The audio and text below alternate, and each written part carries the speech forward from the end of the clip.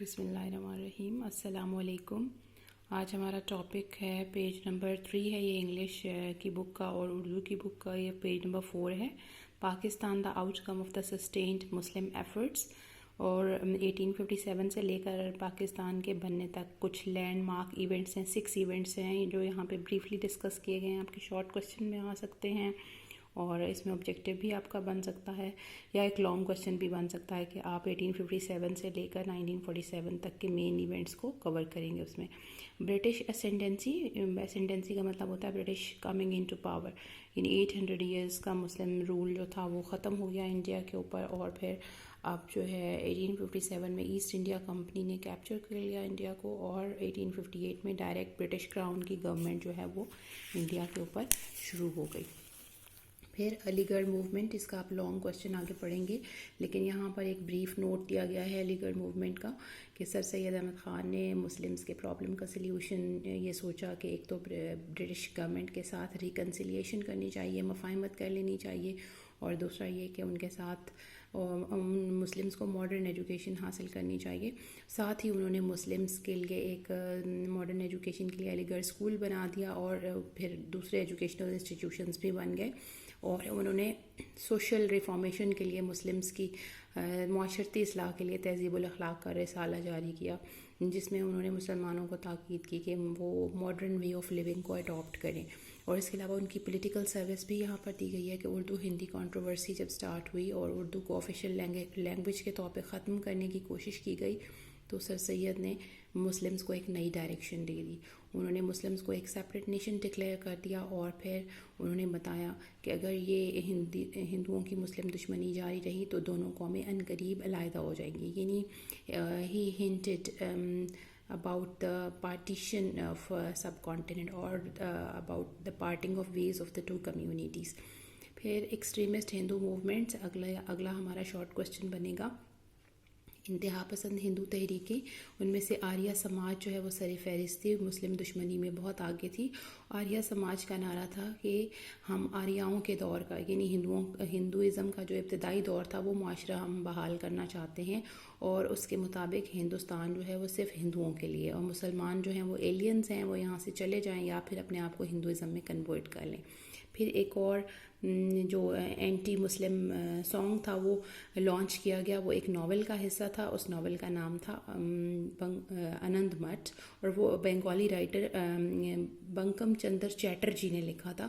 اور اس میں جو ترانہ تھا، جو اس ترانے میں مسلمانوں کے خلاف جذبات کا اظہار کیا گیا تھا. اس ترانے کا نام تھا بندے ماترم. مسلمانوں کو چور، ڈاکو اور لٹیرے قرار دیا گیا تھا.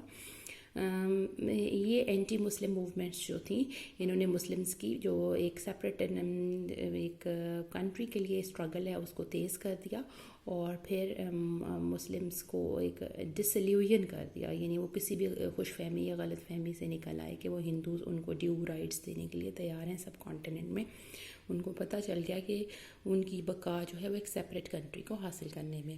تو پارٹیشن آف بنگال 1905 میں جو لارڈ وائس رائے تھا اس وقت کا، برٹش لارڈ کرزن، اس نے بنگال کو جو ایک بہت بڑا صوبہ تھا آبادی کے لحاظ سے بھی اور ایریا کے بھی لحاظ سے، اس نے اس کو 2 حصوں میں تقسیم کر دیا، ایسٹ بنگال اور ویسٹ بنگال. ایسٹ بنگال میں مسلمس میجورٹی میں تھے، اس لیے علیحدہ صوبہ بننے سے ان کو فائدہ ہوا، اور وہ ہندو ڈومیننس سے باہر نکل آئے. جابس وغیرہ ان کو ملنا شروع ہوئی، بزنس اور ٹریڈ میں بھی مسلمانوں نے حصہ لینا شروع کر دیا، کیونکہ ویسٹ بنگال میں ہندوز میجورٹی میں تھے اور ایسٹ بنگال میں مسلمس میجورٹی میں تھے. تو اب مسلمان ہندوز کے کنٹرول سے باہر نکل آئے. اس کے خلاف کانگریس نے موومنٹ چلا دی کہ آپ نے بنگال کو 2 حصوں میں کیوں تقسیم کیا ہے. کانگریس کی اس موومنٹ سے مسلمانوں نے یہ سبق سیکھا کہ ان کی اپنی ایک سیپریٹ پولیٹیکل پارٹی ہونی چاہیے جو ان کے رائٹس کو پروٹیکٹ کر سکے، ان کی ڈیمانڈس کو گورنمنٹ کے سامنے پیش کر سکے. شملہ ڈیپوٹیشن اور demand for separate electorate, 35 Muslim leaders تھے جو لارڈ منٹو سے شملہ کے مقام پہ ملے 1 اکتوبر 1906، اور انہوں نے اپنے مطالبات مسلمانوں کے سامنے وائس رائے کے سامنے پیش کیے. اور ان مطالبات میں سے جو top of the list demand تھی وہ رائٹ آف سیپریٹ الیکٹوریٹ تھی. میں نے آپ کو بتایا ہے کہ رائٹ آف سیپریٹ الیکٹوریٹ کیا ہوتا ہے. وائس رائے کا رسپانس بہت ہی سمپیتھک اور انکریجنگ تھا، اور مسلمان جو ہیں اس سے ان کی حوصلہ افزائی ہوئی. انہوں نے یہ سمجھا کہ برٹش گورنمنٹ جو ہے مسلمس کی جو مطالبات ہیں اس کی طرف ان کو کنسیڈریشن سے سن رہی ہے, بہت ہمدردی سے سن رہی ہے. مسلم لیگ کا قیام 1906 30 دسمبر 1906 میں آل انڈیا محمد مسلم لیگ جو ہے وہ قائم کی گئی. اور یہ کہاں قائم کی گئی؟ محمدن ایجوکیشنل کانفرنس کا اینول سیشن تھا, اس میں قائم کی گئی.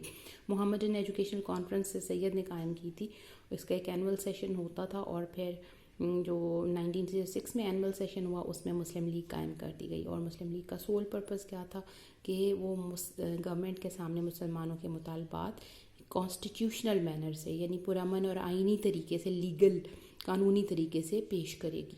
اور اس پارٹی کی جو اسٹرگل تھی 41 ایئرز لانگ اسٹرگل تھی, اس کی وجہ سے پاکستان بنا.